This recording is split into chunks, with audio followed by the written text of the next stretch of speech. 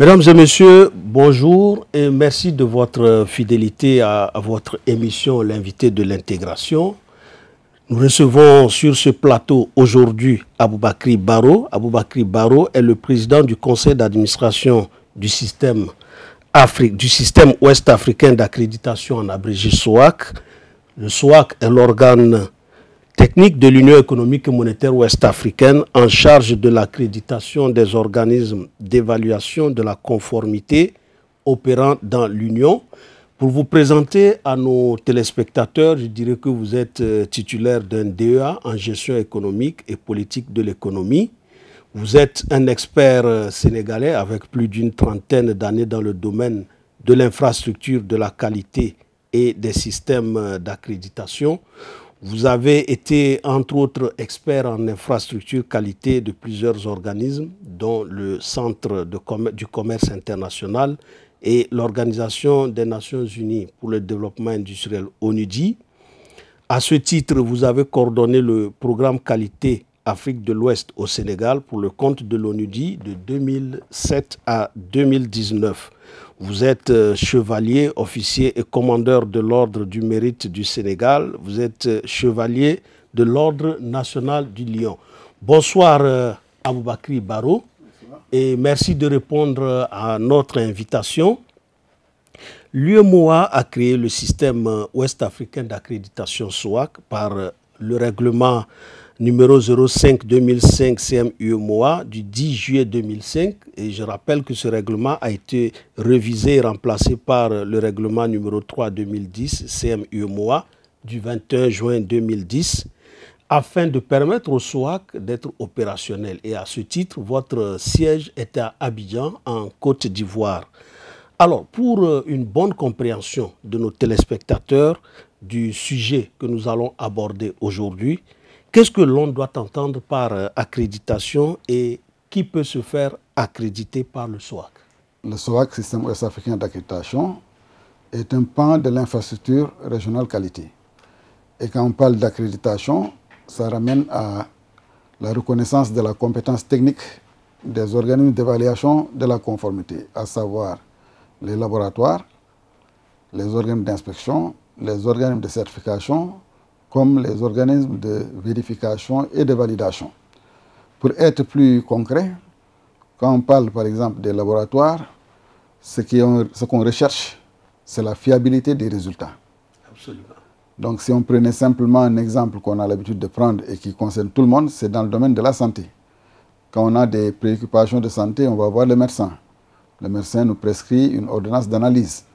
On va aller dans un laboratoire biomédical, on fait les analyses, on revient avec les résultats.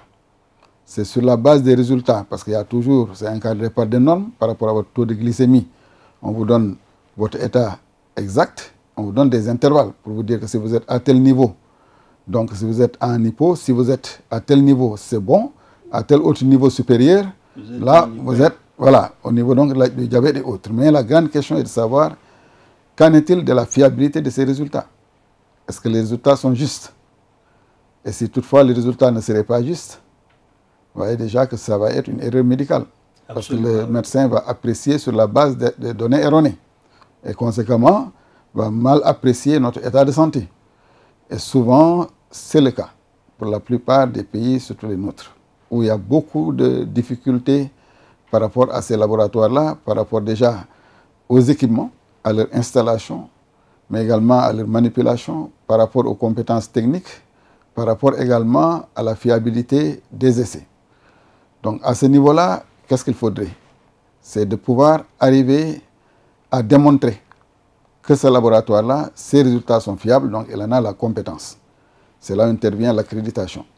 L'accréditation consisterait pour le SOAC, sur la base de référentiels précis, ici la norme ISO 1589 pour les laboratoires biomédicaux, il va faire les évaluations et à la fin attester formellement que le laboratoire est compétent à faire ses essais. Ce que ça va donner comme avantage, c'est que ça va rassurer. Parce qu'on a des résultats fiables et ça rassure. Et ça donne aux médecins une bonne visibilité pour prendre une décision. Exactement. Transposer ça sur le plan économique, c'est la même chose. Si vous prenez des organes d'inspection, direction de protection des végétaux, entre autres, direction du commerce intérieur, par ailleurs, services d'hygiène qui vont apprécier de la qualité intrinsèque des produits qui sont mis sur le marché, pour la DPV des produits destinés à l'exportation, comme les produits horticoles, il peut arriver à ce qu'on puisse avoir comme exigence que ces produits soient expédiés à température dirigée. On peut utiliser des sondes sur notre marché de départ. Arriver sur le marché de destination, avec des sondes de plus grande précision, on peut voir des écarts. À partir de ces écarts, comme on en avait parlé tout à l'heure avec les laboratoires biomédicaux, se pose un doute. Est-ce qu'il est sûr de laisser un tel produit sur le marché avec tous les risques de contamination et autres que ça peut poser au niveau des populations? Que non. En termes de santé publique. Exactement. Là, souvent, les décisions qui se prennent, c'est soit de détruire le produit, soit de mettre en quarantaine, soit de réexpédier à nos frais. Donc, avec les conséquences économiques que ça donne. Là, on est dans le domaine des laboratoires. Et dans le domaine des organes d'inspection, si on prend une direction comme la DPV. Dans ces laboratoires, on a donné l'analyse biomédicale, mais c'est valable également pour les laboratoires de métrologie, c'est-à-dire sur la science des mesures. Vous allez à la station d'essence, vous achetez une quantité d'essence, vous payez le prix affiché. La même question revient. Est-ce que réellement ce qu'on a payé correspond exactement à ce qu'on nous a vendu? Est-ce que la pompe n'a pas de dérive?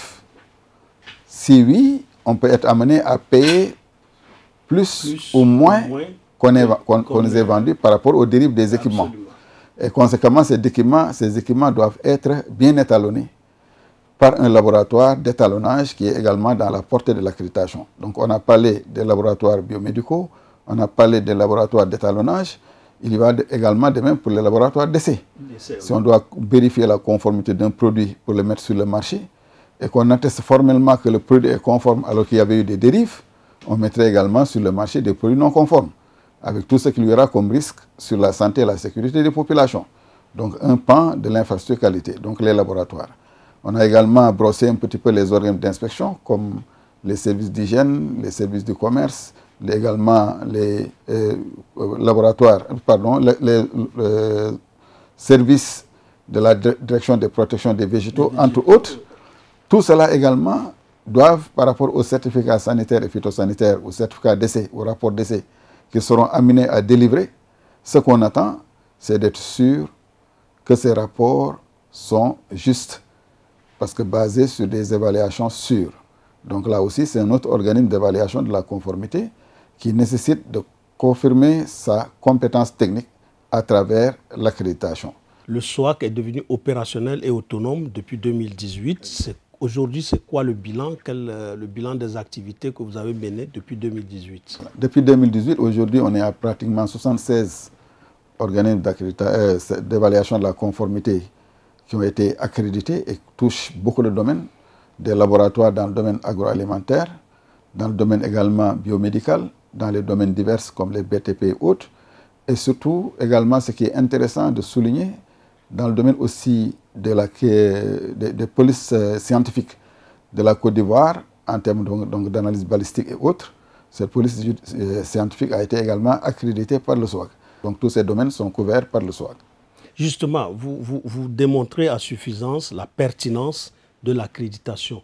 Mais aujourd'hui, que fait le SOAC pour amener les entreprises communautaires, de l'espace communautaire, à aller vers l'accréditation? Très bonne question, parce que les entreprises sont les bénéficiaires directs de l'accréditation. Parce que si une entreprise met en place un système de management de la qualité, par exemple, a besoin de prouver à ses clients et autres parties intéressées qu'il maîtrise ses processus et de son système pour sortir des produits fiables. Conséquemment, l'organisme qui va le certifier, qui va la certifier l'entreprise, doit chercher également à prouver sa compétence. C'est le cas actuellement au niveau de la Côte d'Ivoire et du Sénégal. On a 2 organismes de certification des systèmes de management pour certifier les systèmes de management des organismes publics comme privés. On est en train donc de sensibiliser les autorités donc, de l'Union pour pouvoir encourager, comme ici au Burkina, avec l'organisme burkinabé de normalisation pour développer son activité de certification système, à côté de son activité de certification produit. C'est 2 champs différents. Quand on est dans la certification produit, ça donne la preuve de la conformité du produit, qui débouche sur la mise sur l'emballage ou sur le produit de la marque de conformité.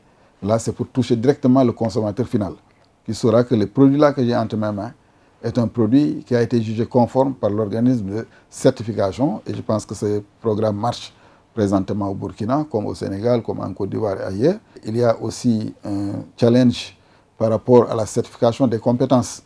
Donc, on a discuté avec le département en charge de l'enseignement technique et de la formation professionnelle. Ils sont en train, oui, de la commission de l'UEMOA, ils sont en train de travailler sur des référentiels. C'est des référentiels qui doivent être harmonisés au sein de l'Union et surtout prendre en charge la valorisation des acquis et de l'expérience, qui sont aussi des problématiques aujourd'hui. Si c'est harmonisé au sein de l'Union, le SOAC peut les capter pour pouvoir maintenant faire l'évaluation de ces structures en charge de délivrer ces diplômes, surtout sur le processus d'évaluation. Tous les secteurs sont concernés, de l'agriculture, en passant par la santé, le commerce, les transports. Tout cela, on a vu de manière claire qu'il y a des chantiers, et ça, c'était une orientation également du président.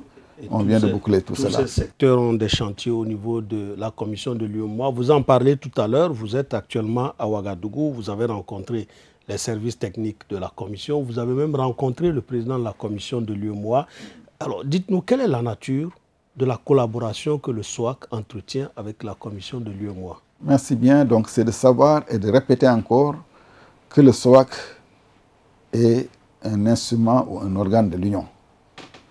Donc, on l'a créé, c'était pour éviter que chacun de nos pays puisse mettre en place sa propre structure d'accréditation. Ça va être onéreux, coûteux, on ne sera pas sûr d'avoir toute l'expertise et les compétences à mobiliser. C'est là l'option d'avoir un organe multi-économie est né depuis 2005 et qui a été finalement concrétisé, comme vous l'avez très bien dit, en 2010 par rapport à son statut opérationnel en 2018. En 2018. Voilà. Et basé à Abidjan. Exactement. Donc à ce niveau-là, donc, il y a une relation qui nous lie avec la commission qui accompagne. Monsieur le Président, nous sommes dans le mois d'octobre. Et en général, dans l'UEMOA, le mois d'octobre est assimilé au mois du consommé local, où on incite à la consommation de tous les produits du Made in UEMOA, on va dire ça comme ça. Alors, quel est votre message à l'endroit des entreprises de la zone UEMOA pour valoriser le savoir-faire local à travers l'accréditation? Les entreprises ont intérêt à valider la qualité de leurs produits à travers des organismes de certification. Et pour mieux crédibiliser cette certification, ces organismes de certification, à leur tour, doivent s'adresser au SOAC. Et tout cela, quand même, doit faire l'objet d'une grande communication.